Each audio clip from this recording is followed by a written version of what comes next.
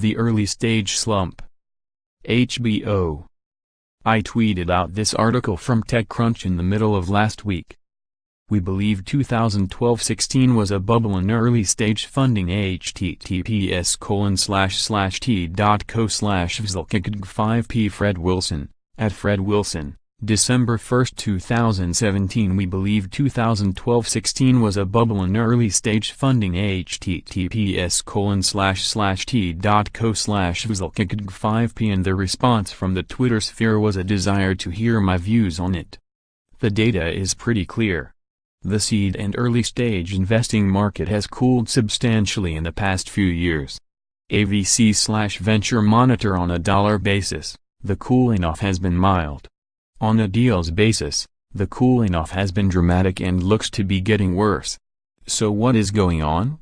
When I talk to my friends who do a lot of angel investing, I hear that they are being more selective, licking some wounds, and waiting for liquidity on their better investments. When I talk to my friends who started seed funds in the past decade, I hear them thinking about moving up market into larger funds and series of rounds.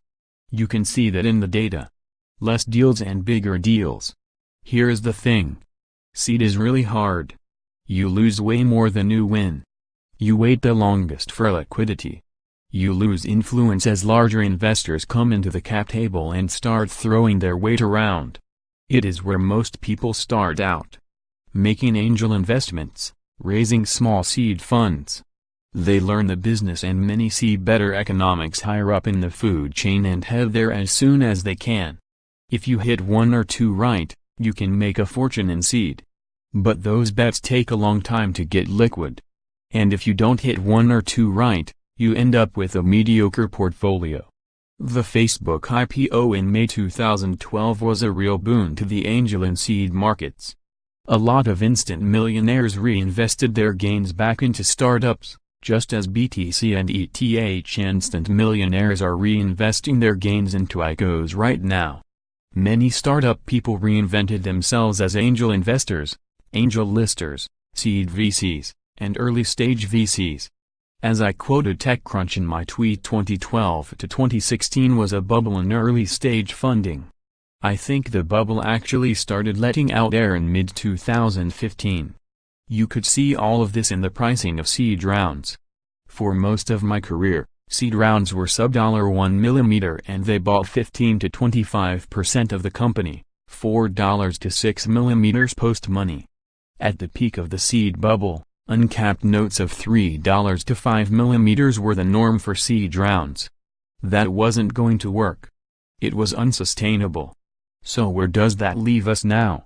For entrepreneurs just starting out, it will be tougher to raise your first rounds. That is how it always has been, so it is a return to normal. It is not great news, but it is the reality. If you price your seed round appropriately and have a good team and plan, you can raise money. But it will be harder. For investors, it means seed rounds are going to be the place to be. When others leave the market, it is time to get in. The uncapped note will turn into a priced $1 millimeter round at $4 millimeters pre/$5 millimeters post. This is as it should be. The risks of seed investing are so significant that the valuations need to be reasonable. When you lose on 60 to 80% of your investments, you really need the ability to make 10-20x on your winners. And getting the entry pricing right is part of how that happens. You can tell where there is too much money and too little money by looking at valuations. When valuations are extended, that means there is too much money. That was seed in 2014, growth in 2015-2016, and ICOs in 2017. The trick is to get into these sectors before the money shows up and get out when it does. And then get back in after it leaves. And not